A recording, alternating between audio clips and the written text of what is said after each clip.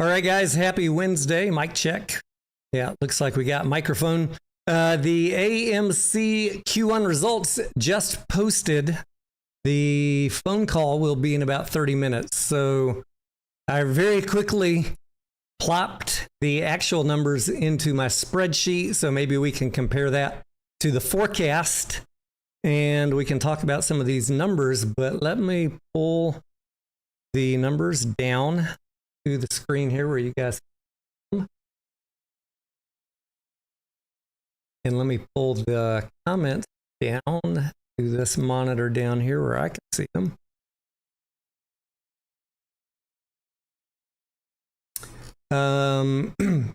First glance. All right. We knew Q1 was going to be bad because domestic box office was bad, and we've heard all of the other earnings calls. However, the revenue and the earnings, even though the earnings were negative, were better than any scenario that I had predicted. So that much is good. Bad news is even with that better, market share and better earnings per share, there was still significant cash burn. Company has $378 million only of cash left. Now, if you guys have been listening to this channel, you knew the cash burn was going to be significant. I know there were a lot of people trying to, don't worry, it's going to be fine. I said we'd be lucky to end up between 400 and 500 million, and we're at 378. It's worse than I thought. And that is including 171 million that they raised from the selling of shares in December and January. So we got good news, bad news here.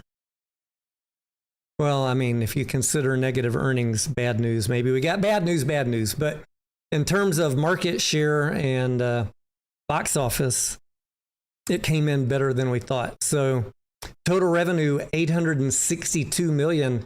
I had forecast between 711 on the worst market share case up to 812 million.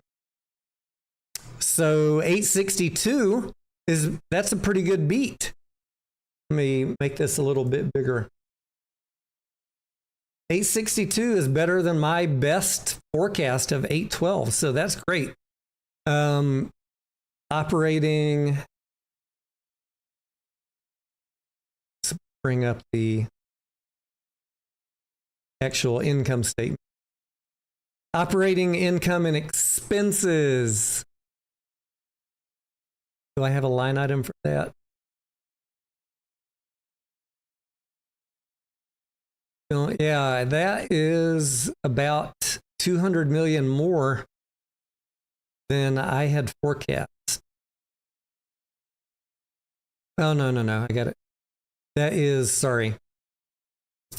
It's about 48 million more. So not completely out of line for operating expenses. And then net loss, 200 million. Down here, I had forecast between 250 and 275. So 200 million is pretty good, all things considered. I mean, considering how bad Q1 box office. I like negative 200 better than negative 275. I tell you that. The diluted earnings per share, 47 cents negative. Cash and cash equivalents, 378 million.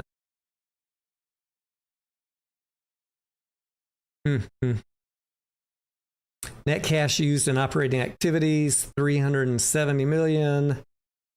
Net cash used in investing activities, 46.9. Net cash provided by financing activities, 158. And then CapEx, 47. Not crazy on the CapEx. I would guess, I haven't looked at these numbers yet, but I would guess the significant cash burn was probably what we had forecast.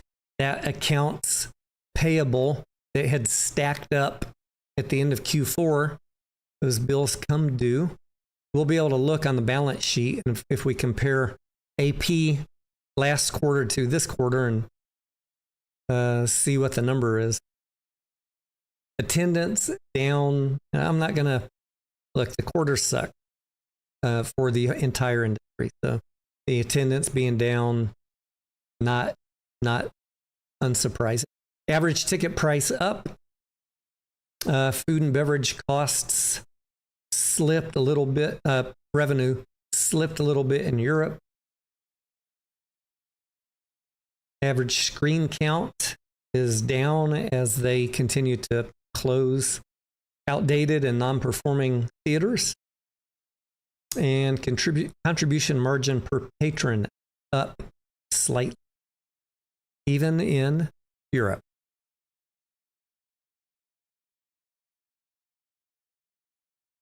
Denaro says AA has to go.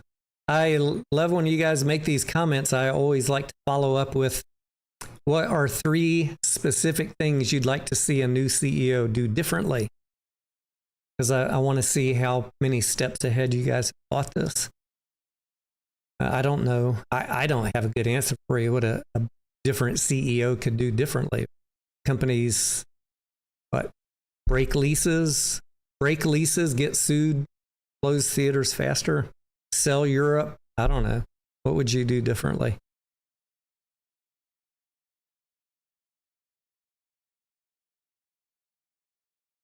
Matt says, time for approval of more shares. Probably so, Matt. That would be my guess. 378 million is not a lot. Let's see if we got no other filing, right? I'm waiting for that proxy statement. You guys know not to offend anybody's feelings, but I sold my AMC in November last year because we were coming to this point. In fact, I sold all of my movie industry stocks at the end of last year because of the bad Q1. And I got out of MCS at a high. I got out of IMAX at a high. I got out of my AMC position that I had been swing trading at break even, and then avoided this 50% drop that we've suffered the last 4 months. I want to see what is on the proxy before I decide what to do about getting back to AMC. What are they going to do about this cash position? 3:39. Got a few minutes till fall.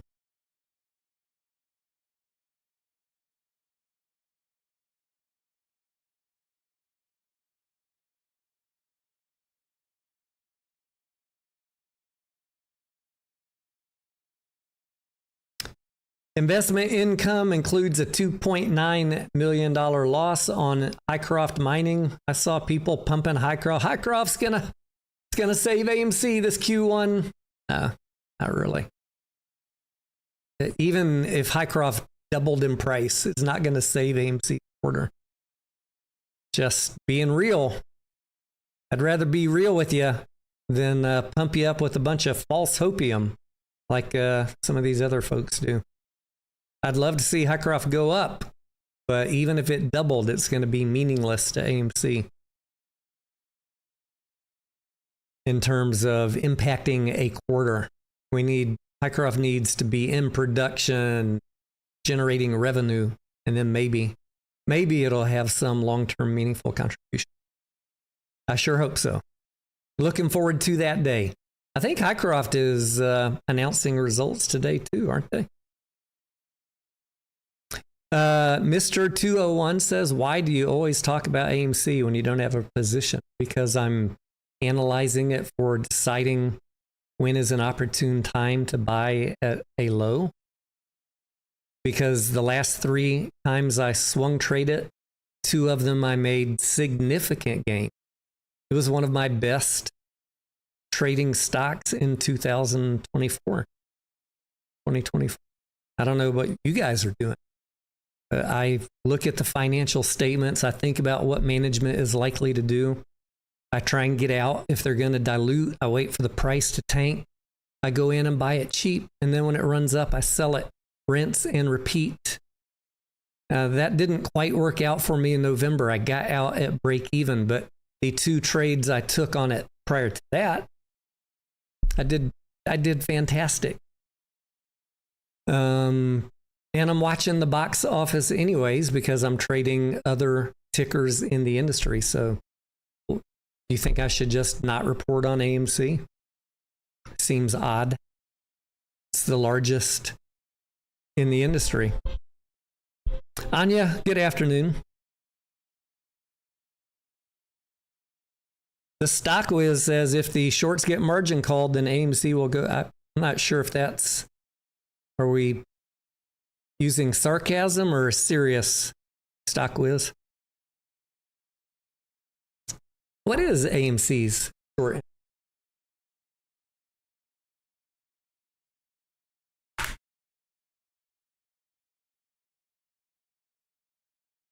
We got about 20 minutes to the call. Let's see what cost short interest on AMC. I don't even look at it anymore, to be honest.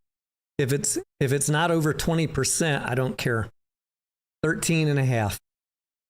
You guys know it's been a long-standing rule forever since day one on my channel. If reported short interest is not over 20%, you're not going to hear me say short squeeze. Just no. On any ticker, ever.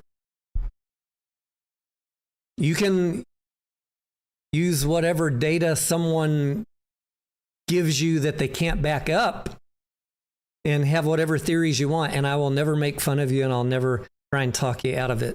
I'm telling you, on my channel and for my trading, I use the reported short interest, and I don't even bother looking at it if it's under 20%. I'm not trading it for a short squeeze. There's no shorts in this play, as far as I'm concerned. Other than momentum traders, day traders, people that knock it down every day, and 13.5%. Some of that's due to the convertible notes, probably. Do you think it's a good stock to buy, Mr. 201? Maybe. I want to see what's on the proxy. I want to see if they're going to dilute anymore. I want to see what they're going to do about raising cash. Maybe they do nothing. Maybe they say to us today that the box office for the rest of this year and next year is going to be so great that it's going to be nothing but printing money and we don't need any more shares ever again. Beautiful. I'd love to hear that, but I don't think that's probably not a high probability. That's a low probability outcome. Would I love to see that outcome? Absolutely.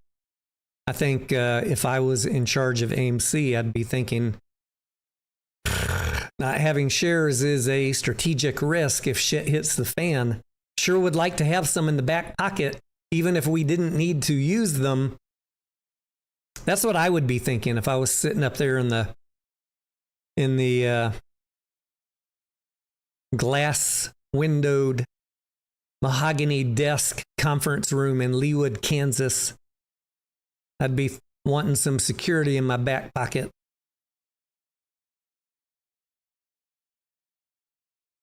$378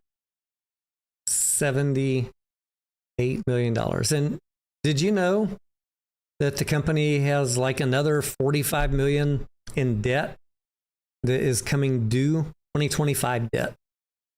And we're going to need to cough up, and hopefully this quarter will be positive and cash flow positive. I think there's a very reasonable chance it will be, but they're gonna need that money because they got $45 million more in debt they have to pay off in June, if I'm not mistaken.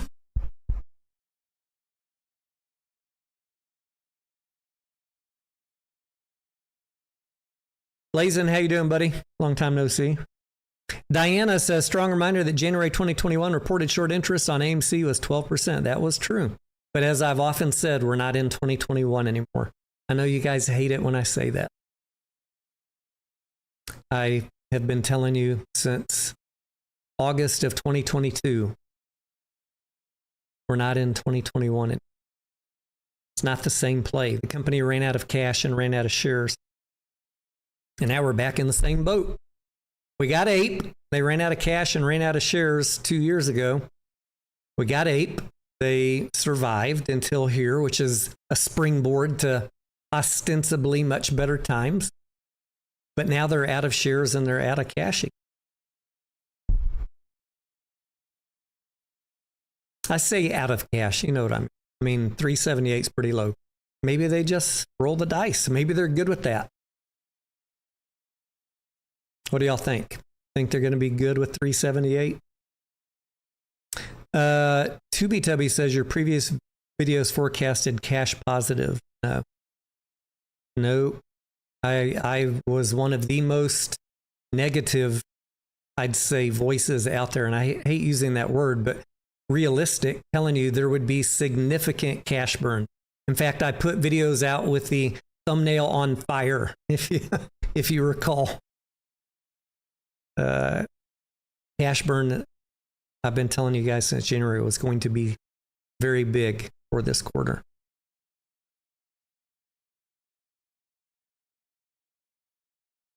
And I don't say that to, be negative. It just is what it is. And I want you to have the right information, right expectations going into this announcement that we got here.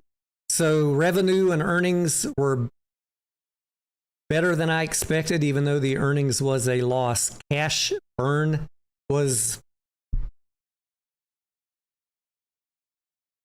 22 million more than my worst case. I had said we'd finish this quarter with between 400 and 500 million. We're at 378. So it's worse than my worst guess by $22 million. Denaro says 8-2 will not happen. Yeah, I don't know what they're going to do, Denaro. I don't think that 8 really worked out the way they expected. They could do nothing.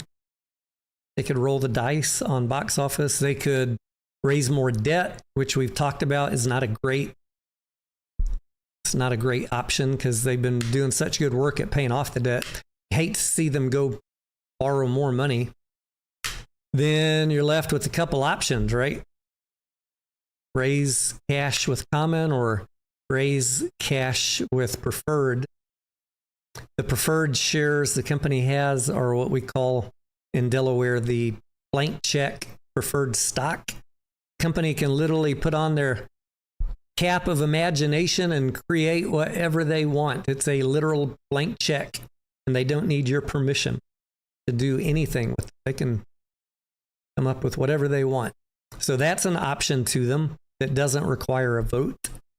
And if they did something with common, be it asking shareholders for more shares or taking the easier route, which would be reverse split, they would need your vote to do that. So I don't know. We'll find out. I hope to hear more on today's call or in an upcoming proxy what they intend to do. I think we laid out we laid out do nothing, raise debt, preferred shares, ask for more common, reverse split. 5 options.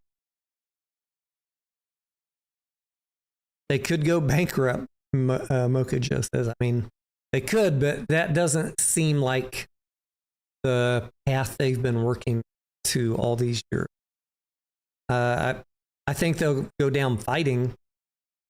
If they ask shareholders for more shares and they say no, shareholders say no, well, then you're in an MMAT situation.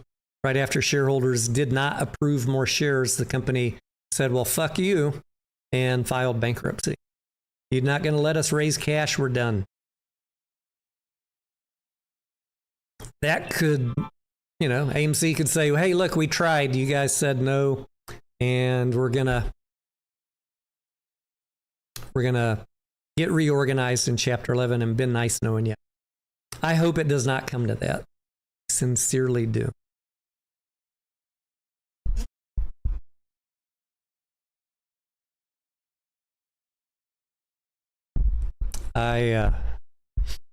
I've seen this company fighting scrapping to stay alive. I don't think that they want to go back. I'm very curious, like many of you are, what they intend to do. Very curious.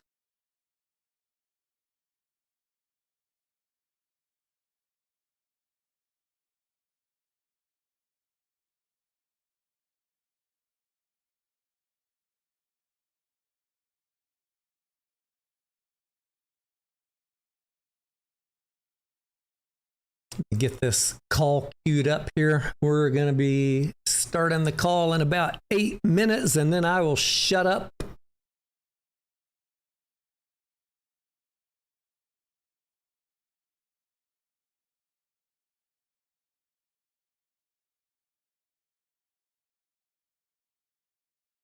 What other questions y'all got in these last 5 minutes?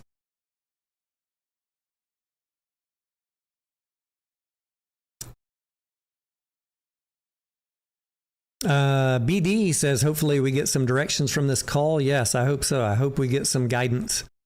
UK Dave says, which would be best for shareholders of the 5 options that we talked about? To be honest, Dave, I've talked about this almost, every other day in the Discord. We still talk about AMC all the time in the Discord. There's not a lot of great options for investors except if the company did nothing. If they said, we're going to roll the dice and count on you guys generating cash by watching movies and buying popcorn, that would be the best. I think it's also the lowest probability, because from an executive's perspective of risk management, it's the most irresponsible choice. But maybe they have a different viewpoint than me. Maybe they think the cash is just going to come flowing in, back that money truck up.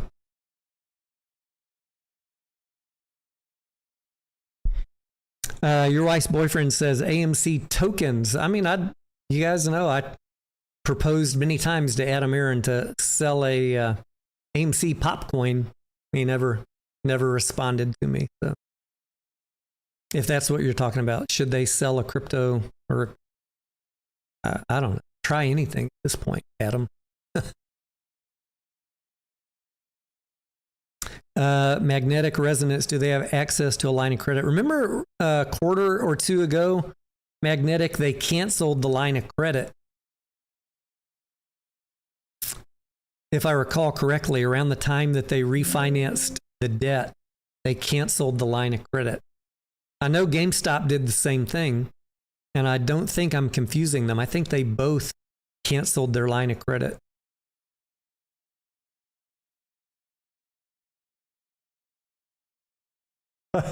Justin says, not out of the woods yet. I can hear him saying that in his own words, Justin. You're probably right.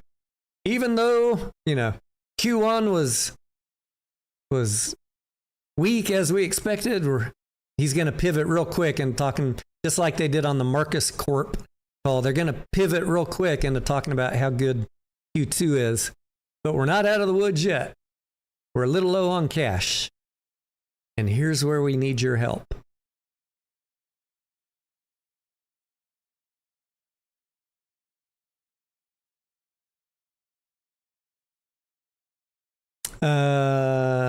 What else? April box office was fantastic. What do we got coming up this weekend? We saw Thunderbolts last weekend. Loved it. We got Mission Impossible coming up. Lilo and Stitch. What else is coming up this weekend? I posted on like 4 of them, the rest of the movies for May, what the reasonable industry expert forecast are for those movies. I see people saying every single one of these movies is going to be $1 billion. Maybe a couple of them will be worldwide, but not anywhere close, I don't think, for domestic. Pete, what's up? He says, many AA haters in your house. Yeah, I mean, I get it. I get it. Clown in a cornfield. Yeah, that one's cowboy clown. I think they should have named that one Kersey, Cowboy Clown in a Cornfield. And I could put myself on the thumbnail. Look, guys, I was in another movie. Cowboy Clown in a Cornfield.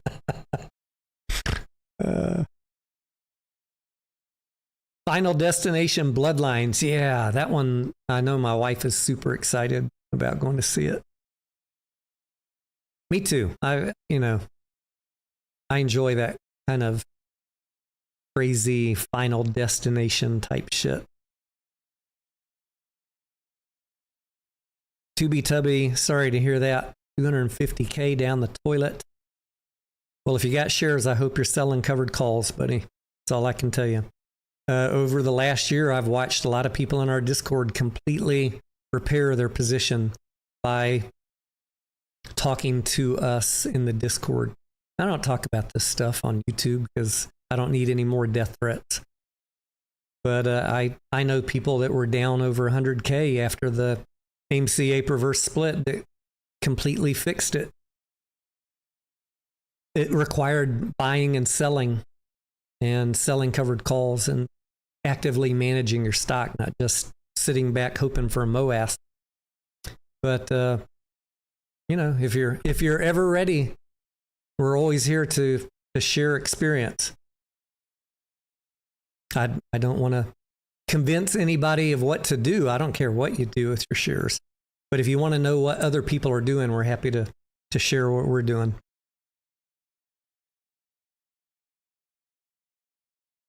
AMC is in debt because of AA. Yeah. AMC executed a roll-up strategy. You can Google that, roll-up strategy.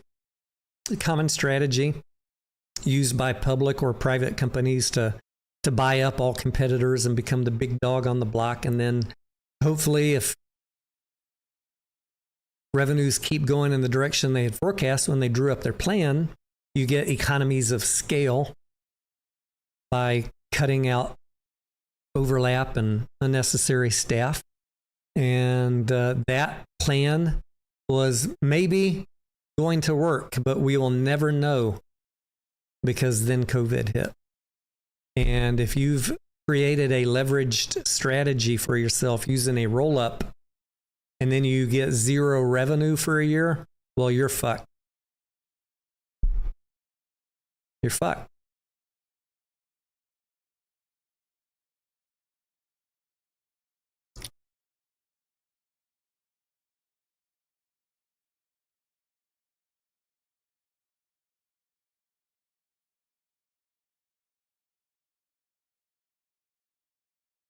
All right, let's see if I can get on this call. Nope, still music.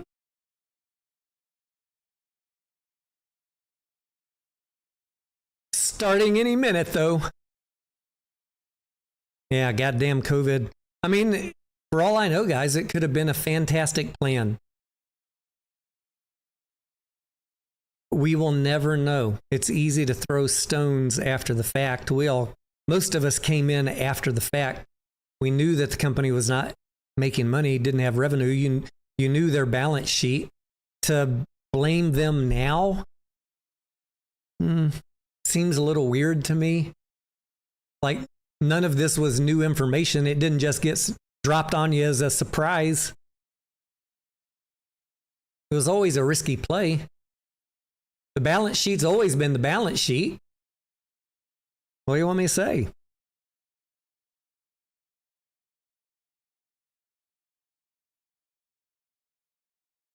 Diana, I agree with you. When we look at debt, total debt on a balance sheet, you have your leases and you have your company borrowings. I don't count the leases. I only count corporate borrowings. And once a quarter or so, I publish a chart where you can see that corporate borrowings, they paid off a significant amount of it, but it has been using our money. Oh. All right, here we go. Please press *0 on your telephone keypad. As a reminder, this conference is being recorded. It is now my pleasure to introduce John Merriweather. Thank you, John. You may begin.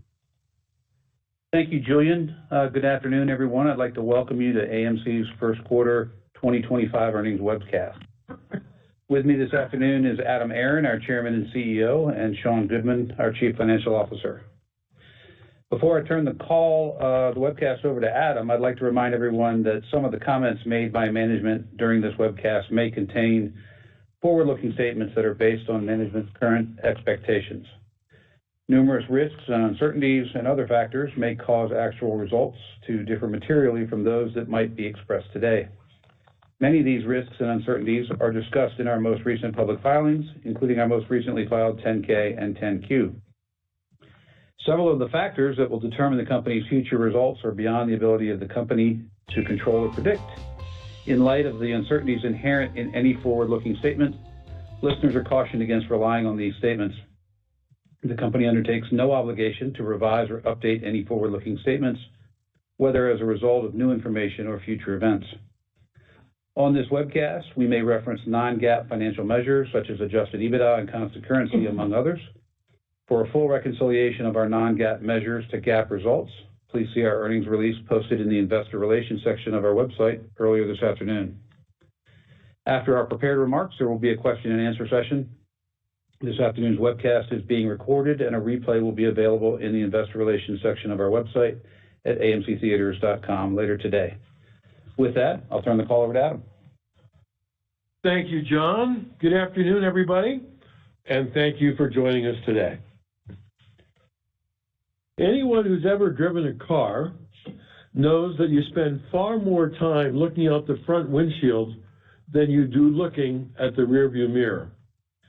That metaphor of it being more important to looking ahead, not looking backwards, is particularly appropriate for the movie theater industry at this particular moment in time, because the first quarter of 2025 was not at all indicative of the current strength and what we expect will be the coming strength of the movie theater business. Simply put, we believe that a dramatic reawakening of the industry-wide domestic box office has begun. Right now, movie theaters are literally booming, and we believe that this great news about a robust box office will continue for the foreseeable future. Clearly, though, that was not the case in the first quarter of 2025, which was entirely consistent with our earlier pronouncements that calendar year 2025 would start out slowly. How slow was it? Really slow. Setting aside those first quarters directly impacted by COVID and its aftermath, the 2025 January to March industry-wide domestic box office was the lowest it has been since 1996.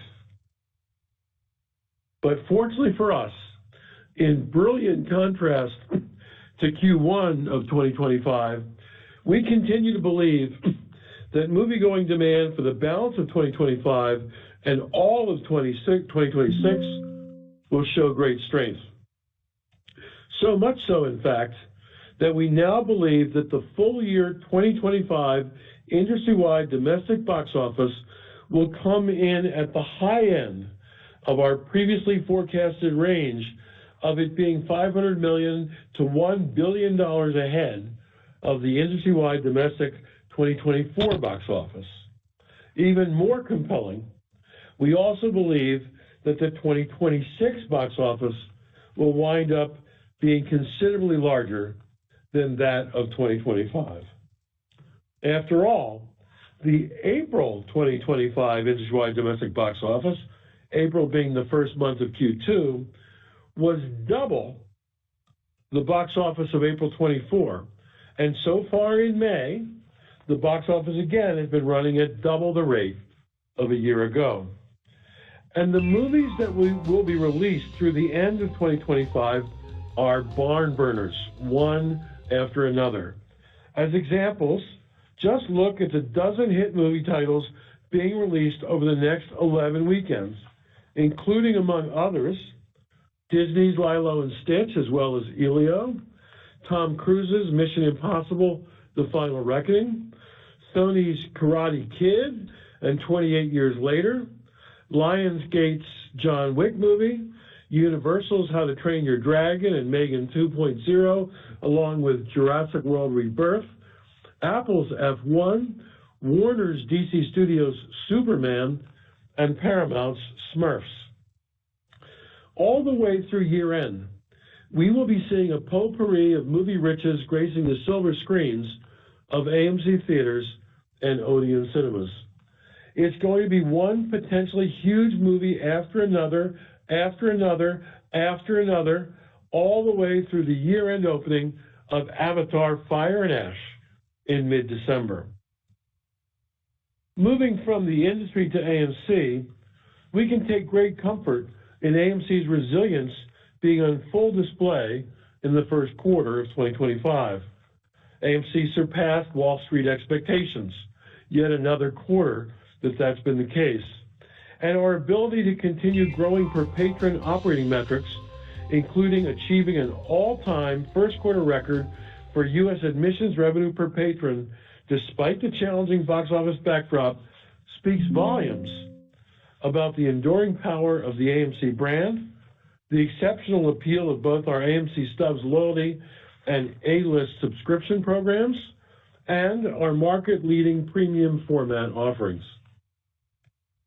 Given a box office for the rest of 2025 that is expected to be soaring above that of a lackluster Q1, we also expect AMC's coming financial results to show market growth over our 2004 results. Looking ahead, the release calendar is stacked with action-driven blockbusters, precisely the kind of high-intensity, visually spectacular content that plays best on the big screen, of which AMC has more big screens than anyone else. With our industry-leading PLF footprint of IMAX, Dolby Cinema, Prime at AMC, and iSense PLF screens in Europe, together with our expanding portfolio of XL and AMC auditoriums, AMC theaters and Odeon cinemas are perfectly positioned to lean into this action-heavy slate and reports significantly improving financial results in the balance of 2025. My overarching comment about Q1 2025 is this: anyone trying to draw any negative conclusions about the appeal of movie theaters from the results of the first quarter of 2025 is highly likely to be mistaken, because the industry-wide domestic box office in Q1 was, in our view, a distorting outlier, an anomaly that has already corrected itself. We continue to believe that movie-going demand in theaters for the balance of 25 and again in all of 2026 will show enormous strength. That is spectacular news for AMC Entertainment. I'll now pass the webcast over to Sean, our CFO, to provide more detail, after which I'll return to provide an update on AMC's GO plan. Sean? Thanks, Adam, and thanks to everyone for joining us this afternoon. As Adam noted, the first quarter box office was indeed challenging. Nonetheless, while the North American box office was down 12.4% compared to last year, AMC in fact outperformed by around 150 basis points, recording a domestic admissions revenue decline of 10.9%. Despite the relatively modest box office in the first quarter, AMC's business fundamentals were robust, as evidenced by the sustained strength of our underlying performance metrics, which, coupled with the operating leverage that is inherent in our business model, mean that we are exceptionally well positioned to capitalize on the industry recovery that is expected in the remainder of 2025 and beyond. This afternoon, I'll focus my comments on some of the key indicators of the health of our business. In Q1, our consolidated revenue per patron on a constant currency basis was up 1.6% year over year, and notably up a very substantial 40% compared to pre-pandemic 2019. This was fueled by a 49% increase in food and beverage revenue per patron, along with a 26% increase in admissions revenue per patron. Even more compelling, we grew our consolidated contribution margin per patron on a constant currency basis by 3.7% compared to last year, and this is approximately 51% higher than pre-pandemic 2019. Note that contribution margin per patron is calculated as total revenue minus film exhibition and food and beverage costs, this divided by the total attendance. This measure is intended to provide an indication of the incremental profit that we generate with each additional moviegoer. And this incremental profit per moviegoer is around 51% higher than it was in pre-pandemic 2019. From a segment perspective, our U.S. operations delivered resilient results, with admissions revenue per patron achieving an all-time Q1 record of $12.31, this despite a notable lack of PLF-friendly titles during the quarter. Compared to pre-pandemic 2019, domestic revenue per patron is now up more than 45%, and domestic contribution margin per patron is now up by a remarkable 59% compared to pre-pandemic 2019. Our international markets delivered similarly strong and sustained growth, with total revenue per patron up 32% and contribution margin per patron up approximately 39% on a constant currency basis when compared to pre-pandemic 2019. In summary, while the year-over-year revenue growth in key performance metrics might appear to be somewhat modest, the sustained gains over pre-pandemic 2019 are significant, and they illustrate the resilience of the business and successful execution of our strategic growth initiatives focused on enhancing the guest experience and optimizing our profitability. Over the last 5 years, we have also been strategically managing our theater portfolio. We've been renegotiating leases, closing underperforming locations, and investing in new high-performing theaters. In total, since the beginning of January 2020, we've closed 200 and we've opened 62 locations for a net reduction of 138 theaters, or nearly 14%. In the last 15 months alone, we've closed 38 theaters and opened just 3. And as previously noted, the 62 new locations opened since 2020 very significantly outperform the 200 closed locations. And going forward, we'll continue to actively manage the theater portfolio to manage our lease costs, optimize our footprint, and enhance the overall quality of it and earnings from our circuit. The sustained growth in our per patron matrix, the ongoing optimization of our theater footprint, and the inherent operating leverage in our business allow us to reinforce an important point. We do not require a full return to the 2019 box office levels in order to achieve pre-pandemic levels of adjusted EBITDA. Let's move over to the balance sheet. We ended the quarter with cash and cash equivalents of $378.7 million, excluding restricted cash of $49 million. As we previously discussed, AMC typically experiences a seasonal working capital shift from positive in Q4, when box office receipts are strong, to negative in Q1, when film rental payments become due. This swing is amplified when the Q1 box office is especially soft, as it was this year. But looking ahead to the remainder of the year, provided that the box office performs in line with our expectations, we anticipate being free cash flow positive for the 9 months ending December 31st, 2025. And we continue to take actions to strengthen our balance sheet. At the beginning of this year, we raised approximately $170 million of incremental equity capital. And since the beginning of 2022, we've lowered the principal value of our debt and finance leases by approximately $1.1 billion, and we've repaid approximately $281 million of deferred leases. All of this for a total debt and deferred rent reduction of $1.34 billion in a little over 3 years. Now, a few quick data points. CapEx net of landlord contributions was $42.8 million in the first quarter, and we continue to expect net CapEx in 2025 to be in the range of $175 to $225 million. And the deferred rent balance at the end of Q1 was approximately $34.3 million, and we plan to reduce this balance by around $4.7 million during the remainder of the year. Our capital allocation priorities remain: 1, ensuring sufficient liquidity; 2, reducing financial leverage; 3, investing in our existing business; and 4, investing in attractive, high-return growth initiatives. With an exceptionally strong start to Q2, this is already nicely in the books, and an impressive lineup of films ahead, 2025 is on pace to deliver the strongest box office since 2019. And the team at AMC is ready to seize the opportunity and unlock meaningful value for our stakeholders. With that, I'll pass the call over to Adam. Thank you, Sean.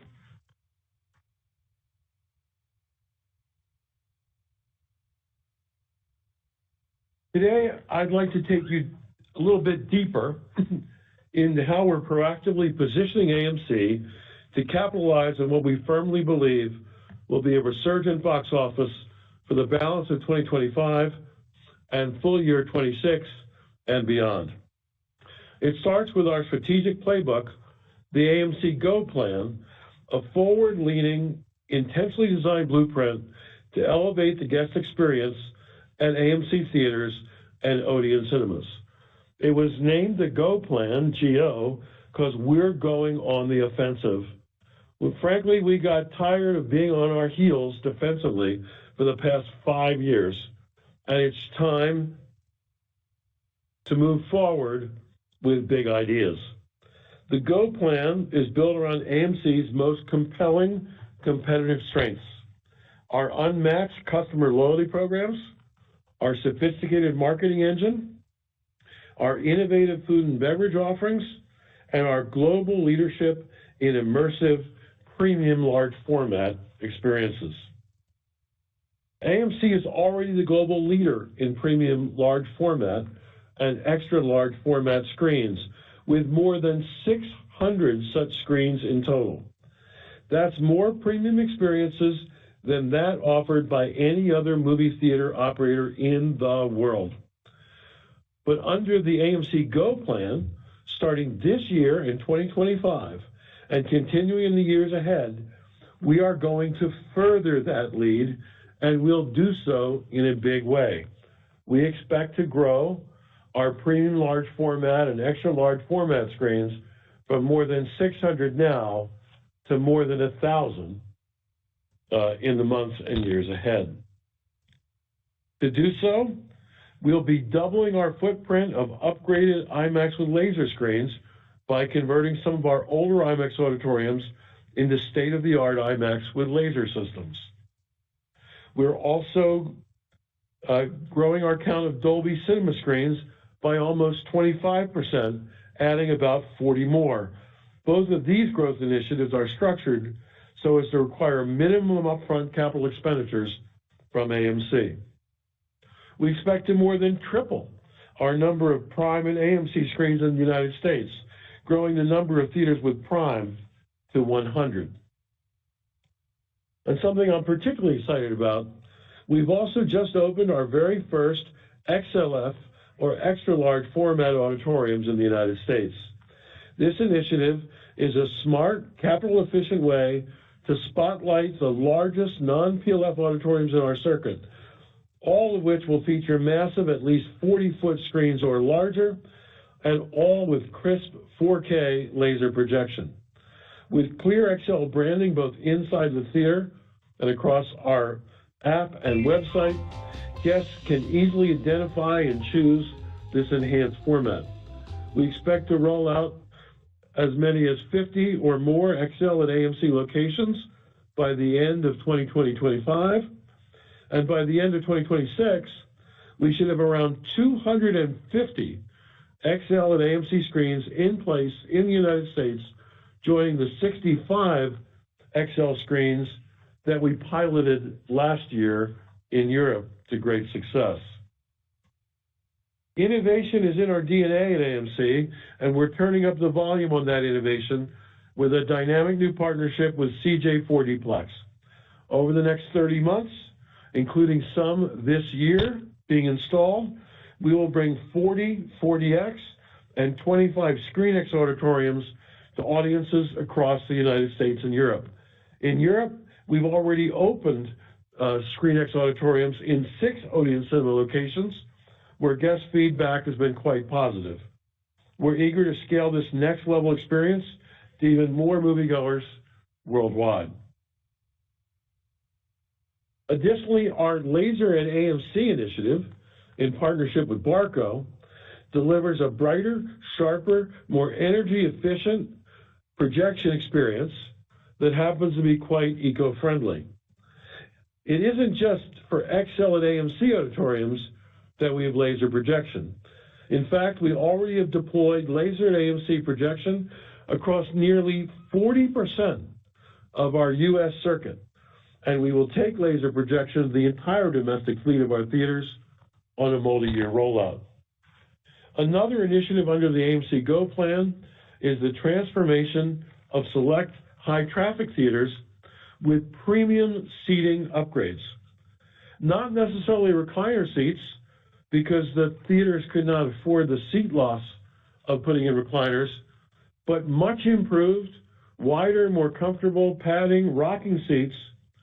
They've been deployed already in flagship locations like AMC Lincoln Square 15 in Manhattan, AMC Empire 25 in Manhattan, and AMC Burbank 16 in Greater Los Angeles. This new luxury seating is being marketed as AMC Club Rockers, and it has significantly lifted guest satisfaction scores and overall theater performance. Indeed, in recent weeks, we repeatedly have seen nights when out of the 550 or so theaters that we have in the United States, our 3 highest grossing theaters in the entire country were Lincoln Square, Empire, and Burbank, all of which feature the new Club Rocker seat. It's a proven model, and it's no wonder that we are looking to expand to more of our theaters these Club Rocker seats as the growth capital becomes available to us. Elevating the guest experience isn't limited to sight, sounds, and seats, but it also extends to delivering ease of access and developing customer loyalty. That's exactly what our loyalty and subscription platforms are engineered to do, and no one does it better than AMC.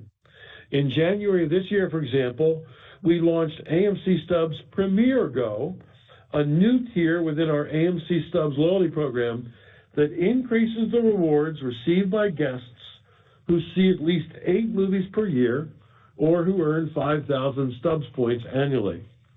Impressively, we already have more than 300,000 Premier Go members. And just this morning, we launched enhancements to our flagship subscription service, AMC Stubs A-List. With increased benefits designed to ease the pain of a healthy price increase, the A-List weekly movie access has been expanded from 3 titles a week to 4. And we've lowered the age eligibility from 16 to 13 to encourage teen and family moviegoing.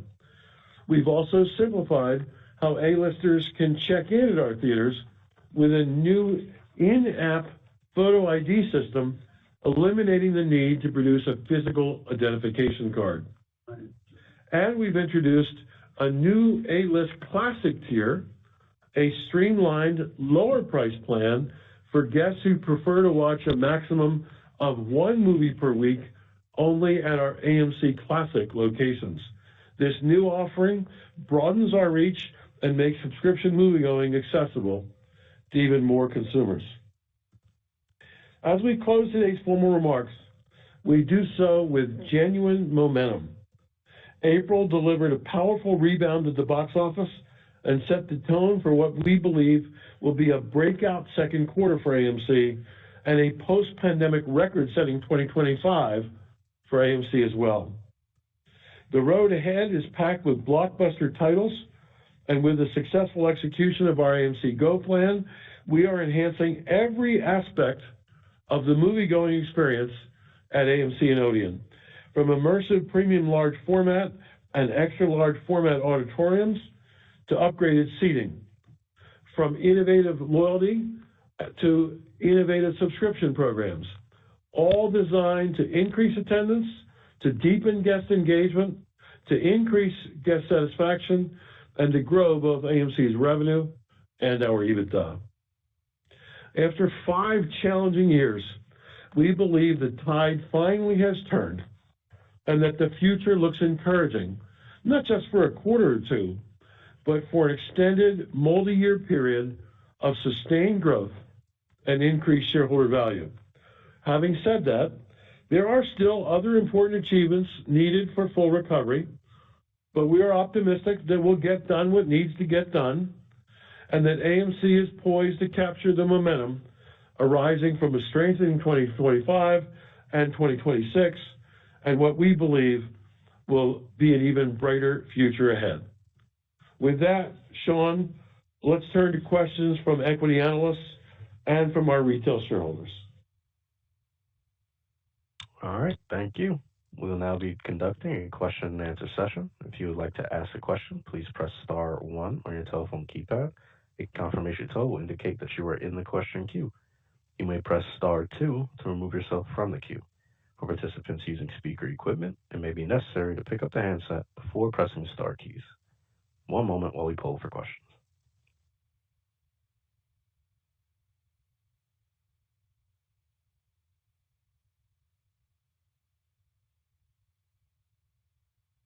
Okay, well, I would like to turn the floor back to management for further questions. Thank you.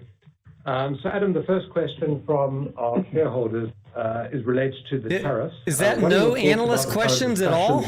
Around tariffs. Is that what I heard? Well, obviously, this is a new topic. It is our understanding that there are no final specific plans as to what may transpire, and that there's going to be ample opportunity for discussion between the government and industry on this topic. It goes without saying that we'll be paying very close attention to developments in this area. A lot of questions about the GO plan. Some of them are as follows. What proportion of AMC locations do you think ultimately could include a premium format auditorium? Likewise, recliner seating. What percentage of our auditoriums could have recliner seating? And then questions about other innovations that we might be looking at for our auditorium, such as somebody suggesting semi-private viewing booths, for example. So there's a lot in there. As I said in my prepared remarks, we have more than 600 PLF and XLF screens. That number should grow to around something over 1,000. In what percentage of our theaters will we find that?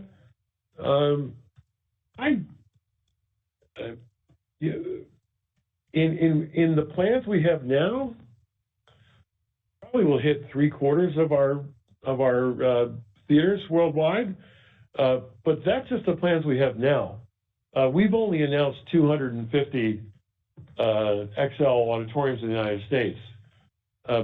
That's based on our current plan, but you could easily see the XL auditorium, if it's successful, if it resonates with consumers, you could easily see that number shooting up from 250 XL auditoriums to maybe 500 XL auditoriums, in which case we could find ourselves with a PLF or an XLF in just about every theater in our circuit.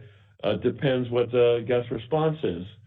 In terms of recliners, more than half of our circuit is reclined at the moment. That number could grow. We will need growth capital. I just found out some of y'all got like Heinz ketchup bottles right between each one of your seats. How do you? Interestingly, how do you get that? I need a ketchup bottle between my seat. I see some of these photos people post. Recliner seats would be uneconomic to do so. We get the little bitty cups. have such Of high Heinz. volumes that we can't afford the seat loss that comes with putting in recliner seats. And for that reason, we just came up with this Club Rocker seat, the AMC Club Rocker, that we put into AMC Burbank, we put in Lincoln Square, we put in Empire. And, you know, we have more than 500 theaters in the United States. We look at these attendance reports on a daily basis, and it's just so stunning to see over and over again that the three highest grossing theaters we have in the entire United States, out of almost 550 theaters, are Lincoln Square, Empire, and Burbank. What do they have in common? They have the new AMC Club Rocker seat. Now, it will also. I thought they had in common a 70 millimeter IMAX. So again, we need more investment capital available to us before we can deploy them in more places. But there are a significant number of theaters, a dozen, 15, maybe 20 theaters, where we could put in those AMC Club Rocker seats, and we think we would see a fairly dramatic upturn in the bottom line results of the theaters where they're installed. So those are examples. We're excited about our new partnership with CJ to put in 4DX and ScreenX auditoriums. We have 6 of them open at the moment. That number is going to grow to 71. That's a big increase. And I think embedded in your question was something about a different kind of seat. We have a theater in the UK, in the city of Norwich, that just opened in the last 6 months. And in one of the auditoriums there, we experimented with a 2-person pod seat with a privacy shell around it. And it's really been very successful with consumers.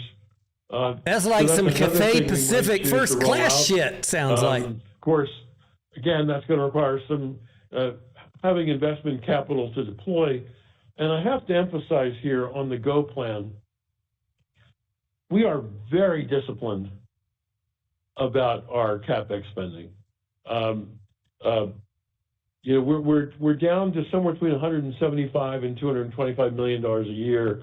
That's significantly lower than it was in previous years. I could easily see us increasing our CapEx spend in the course of a year, maybe by $50 to $100 million a year more than what we're spending now, but only if our EBITDA dramatically increases, so that we're in a position where, with the discipline we're showing on capital spending, we can afford to invest in these growth projects. And these growth projects have quite attractive returns, very high ROIs, very fast paybacks. Nothing would make me more excited than to see our EBITDA double, both for what that does for free cash flow generation and what that does for increasing cash reserves, increasing shareholder value, but also enabling us to take some of the increased EBITDA that is what will be versus what was, say, last year, and to redeploy that back into the fleet to invest in the growth initiatives, so that it's a self-fulfilling prophecy that if we invest in growth initiatives, we can drive even more profitability and even higher levels of guest satisfaction for the AMC and Odeon circuits. Kind of a related question here from one of our shareholders is, at what point do you expect the business to be in a position to generate positive free cash flow? That's a nice question to get, because the answer is right now. You know, the first quarter was so bleak, and yet was anyone drawing any kind of negative conclusions from the first quarter is just going to be wrong, because the second quarter, third quarter, fourth quarter of 2025 are going to perform so radically different than did the first quarter of 2025. And it wasn't wholly unexpected. We predicted last year that the industry would start very slowly in Q1, because we knew what titles were coming out, but we also know what titles are coming out for the balance of the year. And as if we hit our internal forecasts of what's going to happen for the balance of 2025, then this company will be free cash flow positive for the 9-month period, April to December 2025. And what a stark change that is. What did he say? If we hit what, they will be free cash flow positive? Since, the pandemic hit in 2020. Let's talk a little bit about food and beverage. We're doing very well on food and beverage growth. Are there plans to enhance and expand the food and beverage offerings to our guests?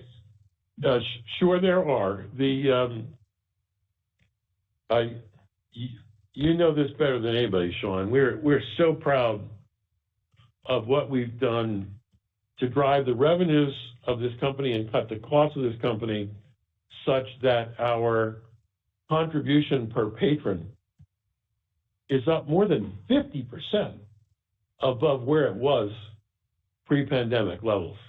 It came with a lot of hard work. And we've had a lot of cooperation from a lot of sectors to pull this off. Our landlords cooperated. Not only did we close unprofitable theaters, but we were able to reduce rents on a lot of our theaters, which improved their profitability, which allowed them to stay open. One of the other areas where we've had a lot of cooperation is from our guests, because they're buying more stuff at the concession stand than they've ever done in AMC's 105-year history. You guys are buying a lot, that's for sure. We are the industry leader in terms of food and beverage spending per patron amongst the mass operators. I'm not trying to compare AMC against small boutique dining chains. But when you look at AMC against other mass operators, we have the highest food and beverage spend. We do that because we pay a lot of attention. We achieve that because we pay a lot of attention to innovation in the food and beverage area. And just as examples, we've put, I think when I got here, we only had like 100 bars. And we now have 350 MacGuffin bars in the United States. We're also serving liquor across Europe. Movie-themed drinks is just a huge hit. And I'd say twice a month, we have movie titles that are big enough where we're creating multiple movie-themed drinks, and they sell very well. Then there's like obscure stuff. So just in the first quarter, we just completed the rollout across the whole domestic fleet of Dippin' Dots, something that we started last year in 2024. Believe it or not, by introducing Dippin' Dots, we have doubled the ice cream sales at AMC theaters. Good for us, good for our guests. Right now, we have a very interesting pilot that's going to start in this summer at 5 of our Southern California theaters. We're going to install new equipment that it's hard to describe exactly, but in an automated way, this new equipment will perfectly make craft drinks, will perfectly formulate cocktails and mocktails. We've experimented with it here in our corporate office, outside of working hours, of course. And it's really impressive. We're experimenting with it right now. How exacting recipes can be followed. I love those robotic bartender activations. If that's what he's talking about. If that test is successful, I think we'll be rolling this new. Have you guys seen them where you got a tap on the wall and you put in your order and it custom pours your drink? We've been when we launched home delivery, we went with Uber Eats. We were able to add DoorDash. I'd much prefer that than waiting in line at the fucking bar. It's so annoying. End of 2024, when it's busy. I think we'll do $5 million of profit on home delivery in 2025, something that didn't exist a couple of years ago. And speaking of something that didn't exist a couple of years ago, my goodness, what's going on with merchandise sales in our theaters? 3 years ago, our merchandise sales were precisely 0. And I anticipate that our merchandise sales for calendar year 2025 will come in around $75 million across the U.S. and Europe, with maybe half of that dropping to the EBITDA line. Such good news for us. So we've been an innovator in F&B. We're going to stay an innovator in F&B. There are lots of good things coming. Well, talking about that and the profitability per patron that has been, as you say, so much higher than pre-pandemic levels, there is a question about how sustainable is that? Because as the box office recovers, is there going to be pressure on that profitability per patron metrics? Well, it depends if you want to think logically or get the data. Logic says if we add a ton of attendance, which we expect to add in the remainder of 25 and 2026, then it might be hard to continue to drive these massive improvements in contribution per patron that we've enjoyed in over the last couple of years. And it's up over 50% compared to pre-pandemic levels. And yet April was a month where we had a massive surge in attendance. And as opposed to that massive surge in attendance eroding these key performance metrics and causing some of the revenue per patron to fall and the incremental contribution per patron to fall, it's been the exact opposite. In April, our revenue per patron and our contribution per patron increased, even on stronger attendance. So I think that there's good news in all this, that we've managed the business with a lot of innovation and a lot of effort to drive revenues and to drive profit. It looks like it's going to continue. That's all the questions that we have at this time. Well, good. Thank you, everybody, for joining us today. The first quarter of 2025, while it beat analyst expectations, was nothing to write home about. But what you're going to see out of AMC and out of the movie theater industry generally across the remainder of 2025 will be something to write home about. If we hit our forecasts, we are going to do very well and show a dramatic improvement over where we were only a year ago. Thank you for joining us, one and all.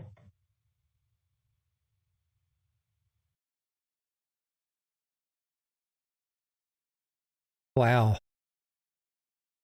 Well, we knew he would pivot to saying Q1's behind us and it's going to be great the rest of this year. I think that's all true. I was really shocked that we had no analyst question, not one. Did they get all their questions out already? Talking to IMAX, Cinemark, and Marcus. No questions for AMC, the largest movie exhibitor. Not one. Very odd. All right. I see y'all talking about the price. Let's talk about the price and let's talk about the Go plan before I wrap up here and find out if my wife got a positive result on her combo COVID flu.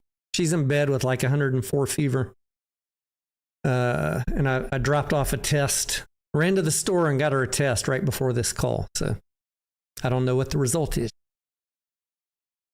But let's talk about the price. Volume's low, prices, barcoding, I get it. I can just tell you everyone in my circle is sitting on the sideline. Like, there's people ready to buy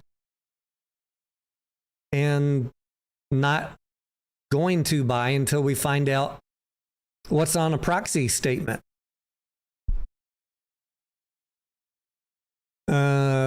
Getting Q1 behind us was one major step.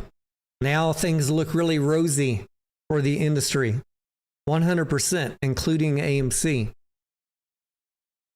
I just want to know, for my own risk tolerance, what's their plan about being low on cash? Are they just going to roll now with the really good box office? How are they going to pay the executives their RSUs and PSUs if they're out of shares? Like just some weird unanswered questions we've been talking about in the Discord. Doesn't make sense to me that they're just going to sit back and do nothing about being out of shares. Now, I could be completely wrong. I'm just saying, if I was them, I'd do something. So I think there's a lot of people just sitting on the sidelines. There's not enough. Yes, there's pressure, selling pressure from the shorts, or whatever you want to say, but there's also lack of buying pressure. And I think that's just money parked, sitting on the sideline. I see some of y'all out there, buying every day. And, if they don't announce anything about equity raise on the proxy, maybe you're in a good spot. Maybe that was a good choice. Maybe I'll regret not buying at 245 or 270. But if they do have a vote on there, you know what that's is gonna spin up a whole bunch more drama. And I just kind of want to see. I don't need to get the bottom dollar price. If I get in at $3, that'd be okay. Show me the proxy, Adam. Show me the proxy. Say it with me, Adam. Show us the proxy. Proxy is the vote. There's an annual shareholders meeting that normally happens in June, and we'd get the proxy. It's Form 14A. We'd get it in April. Now we're in May. We still have not seen it.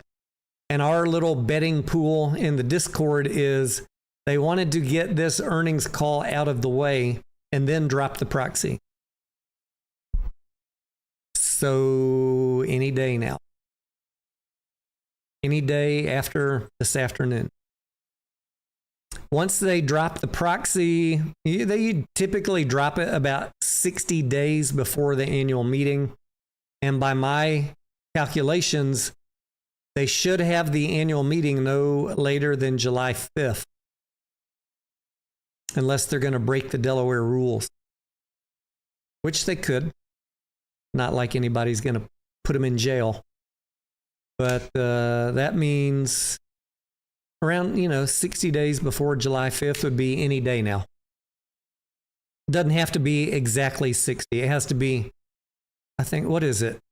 No less than 30 and no more than 60. So they're in the window here anytime in May. And if there's nothing on there about an equity raise, well, I'm going to much more seriously think about coming back in and buying some shares. Because there's only one thing left to worry about after that. And it's a low probability risk.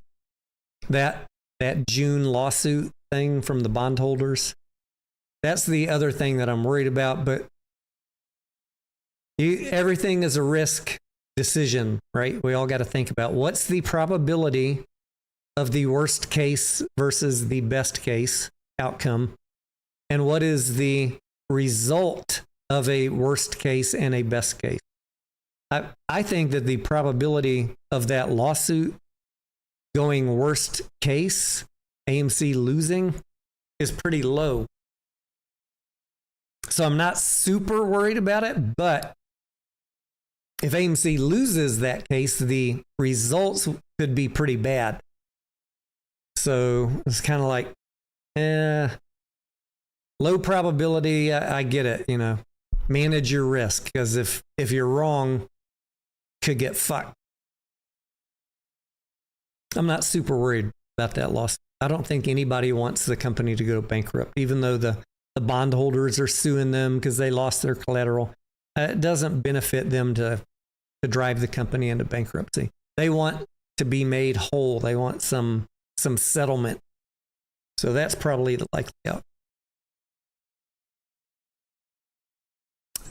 So that's way off there, into June. I think here shortly, really what I want to see is the proxy. All right, we got Q1 behind us. Need to see the proxy. Then maybe I can tell y'all I'm back in, babies. Or maybe I If something bad is on that proxy, then maybe I'll wait till after the vote. We'll find out. Find out. All right, let's talk about that. That's why I think the price is barcoding, because the majority of people, sorry, for those of you that are buying, but there's a large portion of people that are just sitting on the sidelines with similar thoughts, like being cautious. And it's okay to be cautious, and it's okay if you don't want to be cautious.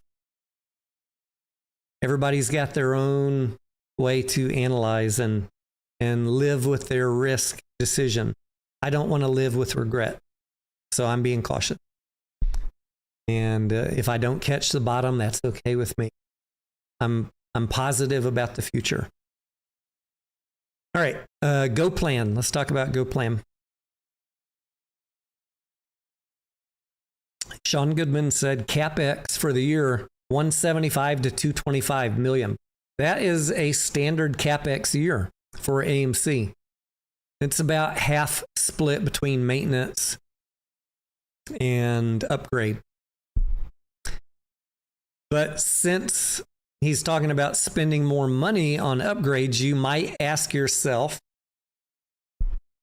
how are they going to pay for that if they're not increasing CapEx? And I think that is an excellent question, and one that you guys know when they first announced the Go Plan 3 months ago, or whenever it was, 6 months ago, I was not thrilled with the idea. I think it was like in November, right? I was not happy about it. But then, because like some of you I saw in the comments, like, you need to pay off the debt and get free cash flow positive before you talk to us about spending more money. I'm right there with you guys in the comments that are saying that. But then I kept on hearing management saying, but we're not increasing CapEx. And I'm like, something's not adding up here. I see all the negative people on social media. Oh, he's gonna spend a bunch of money. They keep saying they're not increasing CapEx. Except to the extent they have unplanned free cash flow. Maybe they increase CapEx, but how do you plan for that? Like none of these upgrades happen overnight. You've got to plan for them. You've got a facilities guy that is ordering the parts, You got suppliers to coordinate with. So I don't know. They're certainly planning stuff right now and doing stuff right now. You guys hear them talking about it. The XL theaters, the seating upgrades, that's happening. So where's that money coming from? That is what I've been working on for the past couple months. And man, it is like pulling freaking teeth in this industry to get anybody to talk to you. And I'm not just talking about AMC. I'm talking about Barco, talking about IMAX, the people that sell the motion seats. None of these people will answer a phone call, answer an email. But I am very relentless in my DD. And I'm going to put out a video on this, but since you guys stuck around this long, I'll just share it. Some of these companies have programs where AMC is not going to have to lay out cash. That, I think, is what it's going to come down to get these upgrades in. Will there be some cash outlay? Yes. Will it be just like people, heard him say $100 million on Coke machines? They did not write a check for $100 million. It's thousands of Coke machines over 5 years on a monthly lease, a few $1,000s a month per location. It's a $100 million deal for Coke over 5 years, but it's not like they needed $100 million in cash to buy Coke machines. The old ones were on a lease. They're breaking. I've looked at the old Coke machines. I've talked to the staff. They're like, we cannot wait till this trash is out of here and we get the new ones. As I was having that conversation, he was fixing a broken machine. It's just a lease. And guess what? Did you know you can lease projectors? Yes. Barco has projectors as a service. AMC could be completely outfitted with all new laser projectors with little to no cash outlay, for example. So my initial anger, fear, concern about the Go plan, as I dug and dug and dug, became less angry, less fearful, because I'm not as concerned that it's going to be writing massive checks to fund the Go plan.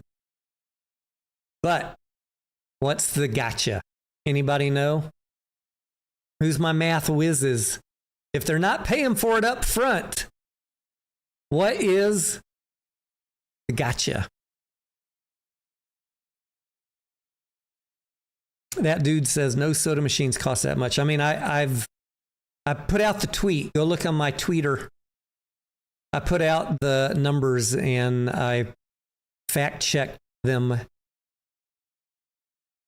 Those soda machines are expensive, and the price AMC is paying is very reasonable.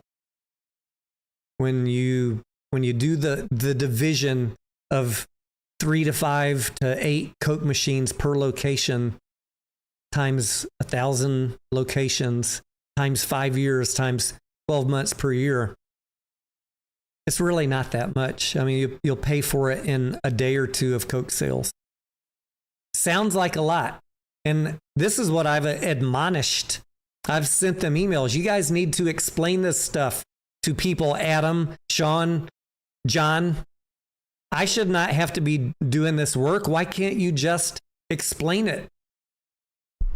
Why do we got to go dig all this stuff up? It's ridiculous. People are getting angry on social media in the comments, and I get it. I was there too. But I have time to go dig into stuff and do math and break it down. And then I start understanding, but I shouldn't have to do that.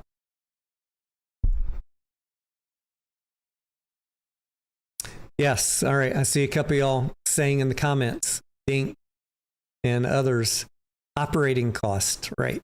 So if for example, the Dolby upgrades, Dolby also does front some of the money, and so does IMAX.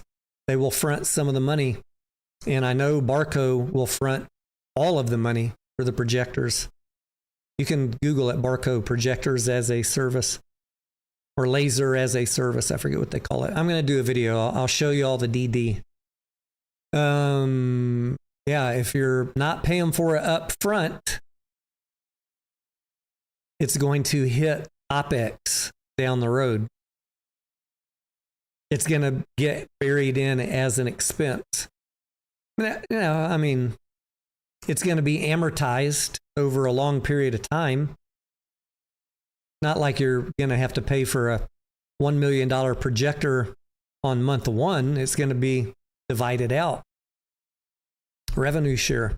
But it will, the bad news is it will slightly chip into incremental profits. What are you going to do? I mean, they can't. They are the largest and want to be the most luxury brand. You can't sit back and let Cinemark eat your lunch with all the upgrades they're doing, or Marcus Corp. So, I mean, they're in a tough spot. I get it. You can't do nothing because you're paralyzed worrying about debt, but you also can't spend cash you don't have. So what do? Buy now, pay later, basically. And yeah, so it slightly eats into profits. I will slightly need to continually update my cost model. It's not the end of the world, but it's not free lunch either. You know what I'm saying?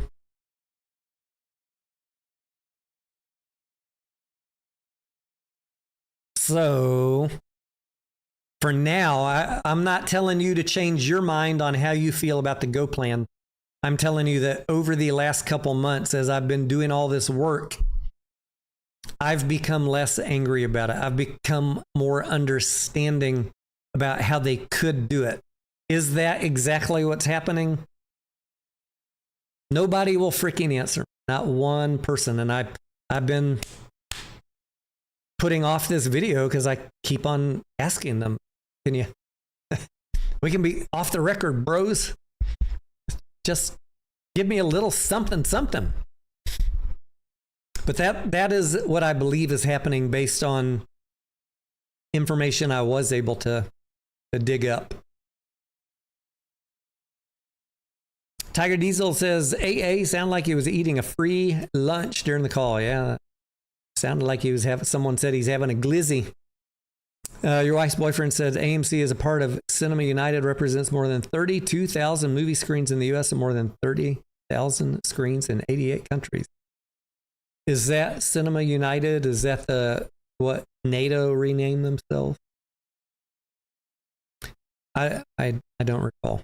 I know NATO was rebranding, National Association of Theater Operators. So we talked about the price barcoding. We talked about the Go plan. I'm not as angry about it as I was, although I will be watching if free cash flow goes up, if they start tweaking that CapEx. I would say don't rule that out. I know the Popcorn Project people are it's just trying to spend money. You're trying to spend money we don't have. Bros, what do you want them to do? Let Cinemark eat their lunch? Cinemark is half the size and they're spending, I think, more than $225 million on upgrades. AMC cannot sit still. They will get crushed. Super chat. Missed the call. Price is steady. Earnings was okay.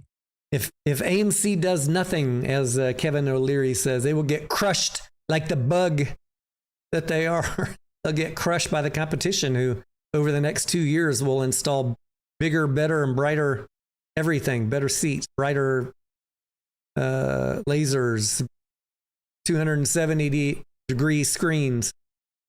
AMC cannot sit still.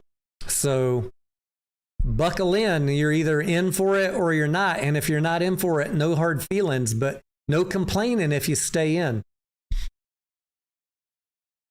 Dustin, what's up? Prices steady, earnings was okay. Dustin, just a quick recap. Revenue beat my I haven't even looked at analysts. Revenue beat my expectations. There was a net loss, but it was better than I expected by a considerable amount. Cash burn was pretty bad. That's the bad news. Cash burn. They only have $378 million cash left. Now, I told you guys in January the cash burn was going to be bad. It was a little worse than even I thought.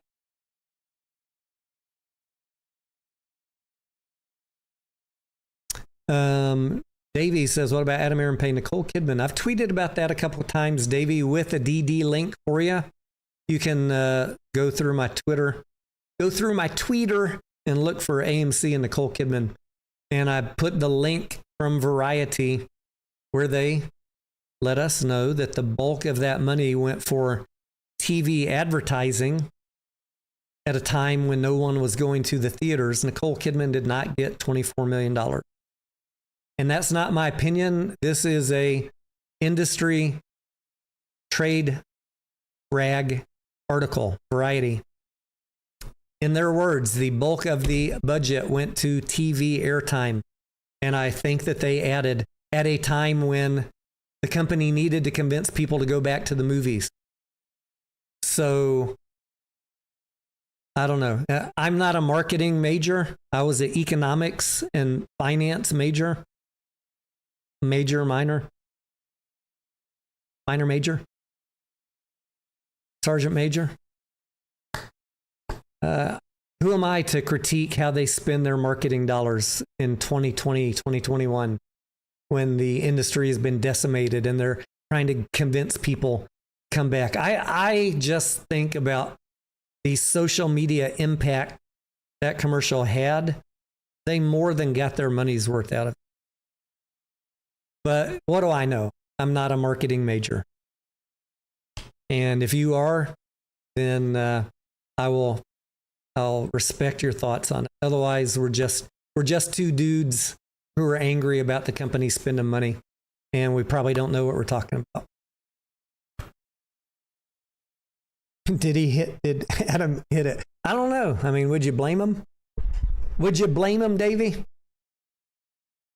Percy says, I thought cash burn was going to be much worse. I was thinking we'd end at the downside no less than 400 million. And we came in at 378, 372.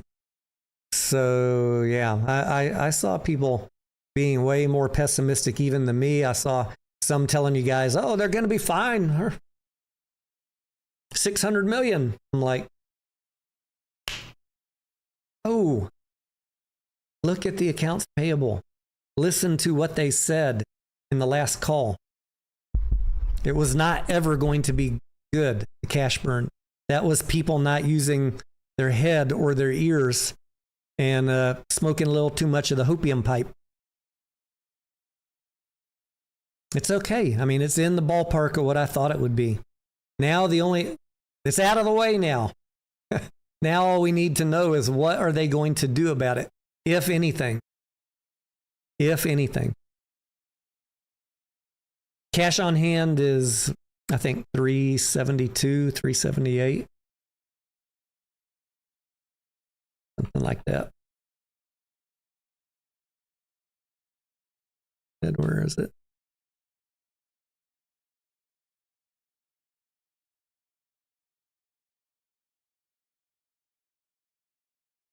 $378.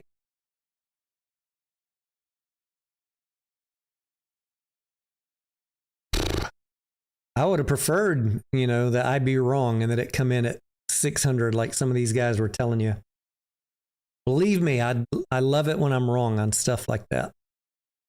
But I also want you to have realistic info. So I just say the bad. Get it out of the way early, and then you have 3 months to think about it. Today we got the answer. It's as bad as we thought. A little worse.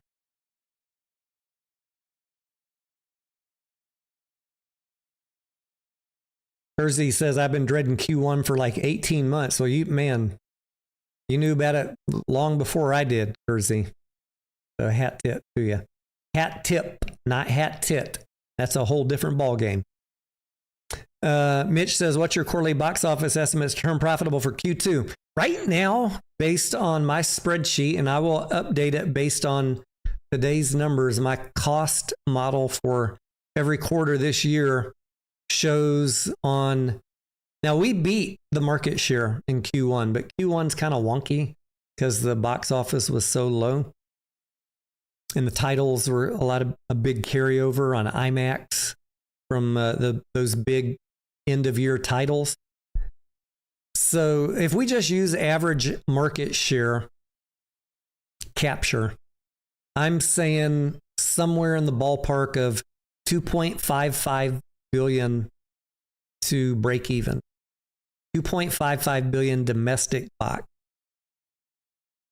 And I said in January for Q2 and Q3, there's a 50-50 chance that they will be profitable.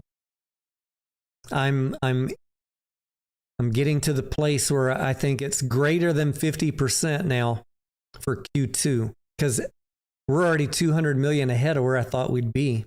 And I was right at break even. When I was forecasting Q2 in January, I was right at around 2.5 billion. We're 200 million ahead of that now. So, and I've been in, as I get new numbers in, because I go in and update my forecast, I've been increasing movies based on industry data. I've been increasing my expectation. So, it's almost certain in my mind. I can't say anything with 100% certainty, but I'm feeling really good that this is going to be a profitable quarter. I'll get more vocal about it when May is behind us. I still got to be careful what I say because, you know, the amount, I can only hire so many bodyguards. You know, security is expensive. If I say something too positive and then I'm wrong, you know, they want to come lynch me. So I got to be careful. What'd your, oh yeah, that's right. What'd your test say? All right. I forgot. Besides her test, which she didn't tell me, she booked a 5:30 appointment to go get her, whatever has her 104-degree fever. I got to take her up the road and get this cold checked out. So, it's been fun hanging with y'all.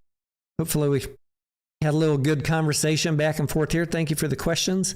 And I will be, for those of you in the Discord, I'll be around in a couple hours when I get Scarlett back from the doctor. Take care.